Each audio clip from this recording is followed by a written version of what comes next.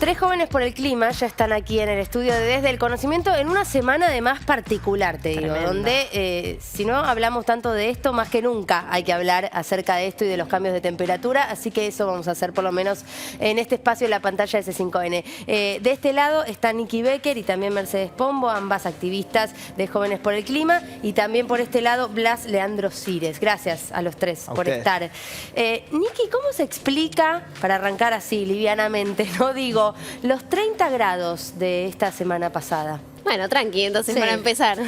Bueno, en realidad los eventos extremos climáticos se explican una vez terminados, por lo cual hay que esperar un tiempo para encontrar la razón por estos 30 grados, pero lo que sí podemos decir es que desde la era preindustrial hasta el momento la temperatura media global del mundo ya aumentó 1,1 grado, que uno podría decir 1,1 grado no me influye en nada porque 28 grados y 29 la verdad es que a mí no me cambia, pero hay que pensarlo más con qué nos genera la fiebre en nuestro cuerpo, ¿no? Que tener 37 grados que 38 no es lo mismo y al planeta le genera lo mismo. Claro. Entonces, a partir de la actividad humana, sobre todo por la quema de combustibles fósiles, básicamente porque para todo necesitamos energía, ¿no? O sea, para la luz que tenemos, para el micrófono, para el celular, hoy necesitamos energía y esa energía en general todavía viene de la quema de combustibles fósiles y los países más desarrollados a lo largo de todos estos años le dieron bastante a la quema de estos combustibles, lo que llevó a que esta temperatura aumente y lleva a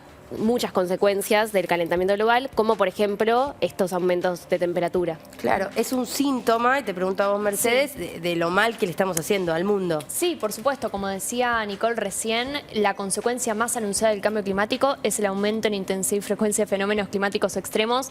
Es decir, a diferencia de cómo se lo pensó por muchísimo tiempo, que bueno, lo ambiental es algo secundario con respecto a otras cuestiones más urgentes, hoy entendemos, y sobre todo a la luz de lo que implica el cambio climático, que afecta a nuestros derechos humanos más fundamentales y impacta directamente a nuestra calidad de vida, porque hoy por ahí nos ponemos contentos de que hace más calor en invierno y que está lindo, pero tenemos que pensar, bueno, si hace esta temperatura a esta altura del año, ¿qué temperatura va a ser en verano? Y sobre todo, ¿quiénes van a ser los más afectados por las olas de calor, las olas de frío, las inundaciones, que siempre son los sectores históricamente más postergados? Sí, que además tampoco somos solamente los humanos, ¿no? Digo, porque también hay que pensarlo a nivel conservación y todas las especies como se van derritiendo los hielos.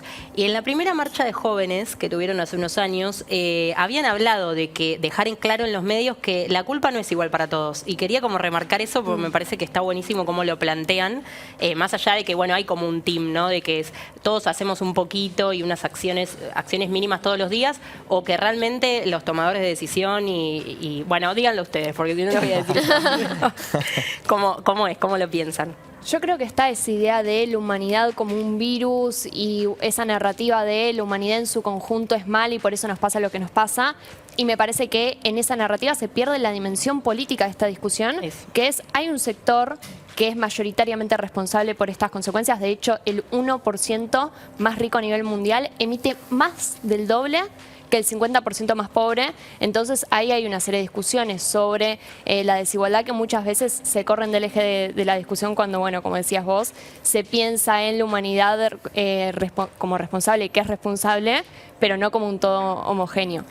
Blas, ¿se sabe cuánto tiempo más tenemos para tomar conciencia de lo que está ocurriendo y hacer un cambio? ¿Hay un tiempo límite en el que digamos, bueno, hasta acá pudimos hacer, ya después de acá no vamos a poder hacer más, así que apurémonos? Bueno, la crisis climática, la crisis ambiental es ya y es ahora. Y quizás hay como una concepción que está relacionada con, bueno, un problema del futuro y que los jóvenes, que eso también es verdad, que nos tenemos que tomar también, poder incidir en los espacios de toma de decisión, porque es el futuro que nos está dejando la sociedad. Pero en realidad esto es ahora, esto no es un problema del futuro, esto es un problema que estamos viendo ahora y que si se pasa la barrera de los 1,5 grados, ahí va a ser cada vez peor. Eso es lo que dice la ciencia. Nikki, Niki, te escuché en alguna entrevista decir de que se les echa mucha responsabilidad a los jóvenes, ¿no? De que los jóvenes, ustedes por ejemplo, agrupados en Jóvenes por el Clima y muchos otros más que se quieren involucrar en el tema y bueno, y tomar conciencia, como que es demasiada la responsabilidad solamente para los jóvenes, como que es algo que tiene que ser entre todos y todas, ¿no? De alguna manera. Sí, hay una realidad que los jóvenes tenemos un rol esencial en la lucha contra el cambio climático. Digo, creo fuimos quienes primero cambiamos un poco esta narrativa, ¿no? Un poco lo que hablaba antes Merce de que, bueno, no somos todos igual de responsables, que la crisis climática no es una cuestión del futuro. Y esos cambios fueron fundamentales para seguir instalando el tema. Digo, hace 4 años o 5 antes de que exista, por ejemplo, Jóvenes por el Clima en Argentina, no se hablaba en absoluto sobre cambio climático y hoy en día todavía nos queda un largo camino que recorrer. ¿Sigue invisibilizado el tema, vos crees? Sí, digo, creo que es el desafío más grande que tenemos como humanidad y sin embargo no se les pone la atención necesaria y no se toman todavía las medidas necesarias tampoco, pero el tema está muchísimo más instalado y eso es un gran logro que, por ejemplo, logró la juventud en conjunto con otros sectores, pero creo que hay algo injusto también en poner toda la pelota en la juventud, porque de mínima compartamos la responsabilidad, porque nosotros no tomamos las decisiones que nos llevaron a este lugar, pero sí somos quienes vamos a heredar esas consecuencias, que ya la estamos viviendo, sí, claro, en realidad, y que sabemos que a la juventud de la política se la relea un montón. Y si vemos el promedio de la edad de las personas que hoy nos representan, por ejemplo, en el Congreso de la Nación, es muy alto, y esa gente como capaz piensa, bueno, yo no me voy a ver afectada por la crisis climática, por lo cual, por ejemplo, no voto una legislación tendiente al cuidado ambiental y social en general. Y bueno, ahí creo que hay una problemática en general con la representación de la juventud en la política en general. Y aparte creo que también el no tener estos datos claros que ustedes en sus redes, la verdad que tienen unos videos demoledores, creo que no hay dudas de las evidencias científicas que tienen ahí, donde justamente no cada uno se frustra todos los días porque trata de reciclar o de hacer algo mínimo y después tenés 30 grados en invierno, digo, ¿no? Por eso voy a que me parece que importa lo que están haciendo justamente para concientizar y tirar datos, como por ejemplo lo de la industria textil, sí, que yo lo desconocía, de lo que pueden llegar, si quieren decirle un poquito, de lo que puede llegar a contaminar. Y también si tenemos alguna posibilidad, alguna herramienta para darle a la gente que trabaja en industria textil, porque tampoco queremos que la gente deje de trabajar, ¿hay algún otro plan? Yo sé que hay algunas invenciones sobre bacterias que pueden hacer también colorantes como naturales. Digo, ¿hay alguna forma de poder...? Nada, un plan B, básicamente. No sé quién lo quiere contestar. Sí, lo que tiene la industria textil, como en general el mundo bastante consumista en el que vivimos, es que, por ejemplo, para hacer un solo jean, que cuántas veces nos compramos un jean que lo usamos una vez o nunca lo usamos, quienes tenemos muchas veces el acceso a ese privilegio, y para hacer un solo jean se necesita la misma cantidad, para producirlo, la misma cantidad de agua que lo que toma una persona en 7 años. ¿Y cuántas personas hoy no acceden al agua potable? ¿Y cuántas personas se compran un jean que después nunca lo usan? No es como un reflejo, es un dato que es demoledor porque demuestra mucho una situación injusta, que lo ambiental también lo refleja. Después, en cuanto a esta alternativa, hay un montón de emprendimientos, todavía capaz a no gran escala, pero de otra materia prima para hacer esos productos que vienen desde una producción mucho más sana para el ambiente, ¿no?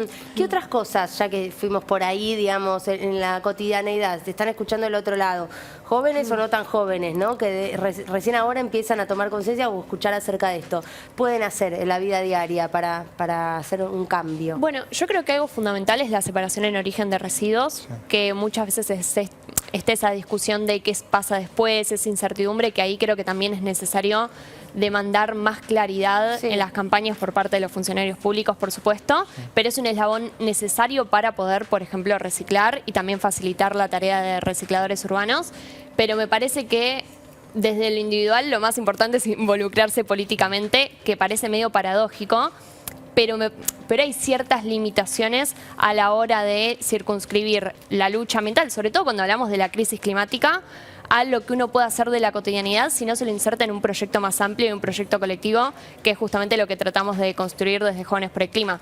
Después, obviamente, uno tiene que tratar de consumir de manera más consciente en la alimentación, también, como decía Niki recién, los consumos que tienen que ver con la ropa, con distintas cosas que pensamos como absolutamente necesarias y que no lo son, y repensando el consumo, obviamente eso también lleva a repensar la producción, pero me parece que tenemos que que encarar esto también de manera colectiva y muchas veces se trata de pensar lo ambiental, bueno, como algo que hace uno adentro de su casa nada más y de la puerta para afuera es algo que no se discute y eso evidentemente no está siendo suficiente. Claro, es ¿no? muy importante Sí. poder incidir en los espacios donde se toman las decisiones y entender que este es un desafío global y que es un desafío colectivo.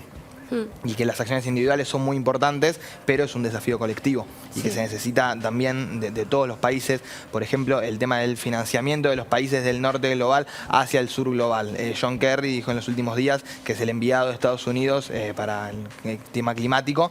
Habló de que no se va a financiar a países de renta baja para el tema de la transición. Y se habla de las responsabilidades comunes pero diferenciadas. Todos los países tenemos que seguir ciertos objetivos, pero todos tenemos una porción diferente de la responsabilidad. No sé, si vamos a comer una pizza, sale 1.000 pesos la pizza, tiene 8 porciones. Sí. Vos te comiste 7 porciones y yo me comí una. Los dos comimos pizza. Pero ¿sería equitativo que yo pague 500, vos pagues 500 si vos comiste 7 porciones y yo una? Eso está pasando en el mundo en relación a esta Sí. problemática. Sí, después tenemos un montón de acuerdos internacionales, como por Claro. ejemplo el Acuerdo de París, que es el acuerdo más importante Sí. en materia internacional climática, en donde no es que los países más responsables de la crisis climática de buena onda tienen que dar recursos a los países del sur como Argentina, que por más que no contribuimos tanto, afectados por la crisis climática nos vemos igual. No es de buena onda, sino que están obligados por acuerdos internacionales a hacerlo y hoy en día no lo están cumpliendo. Digamos, las promesas están, pero después en acciones deja mucho que desear. ¿No? Los hechos dan cuenta de que estamos todos igual de afectados, sin duda. Sí, en todos totalmente. lados. Y no solamente es una cuestión de reclamo de justicia histórica porque hay países que históricamente son más responsables, sino que hoy en día es un imperativo de supervivencia porque efectivamente si no existe esa transferencia de recursos, no podemos afrontar los gastos que implica, sobre todo en moneda extranjera, transicionar energéticamente y adaptarnos para que no suframos nosotros, que también hay mapas de cómo se van a distribuir las consecuencias del cambio climático y el sur global es el que más las va a sufrir. Tampoco vamos a poder afrontar los gastos necesarios en materia de adaptación. Así que sí, esa es una discusión muy importante en el plano internacional. A los tres Bien. muchas gracias. No, Quiero por favor. decir que ya llegamos al final de Desde el Conocimiento, pero a los tres muchas gracias por estar y por traernos este tema. Sí, ¿no? por Tan toda la importante. lucha que hacen y involucrarse. Sin duda, que el hoy- día a día. Así que A ustedes gracias. por la invitación. ustedes. No, por favor, ustedes. Hemos llegado al final, sí, de Desde el Conocimiento. Nos reencontramos el próximo sábado Obvio, a las acá 23:30, como siempre. Chau, chau.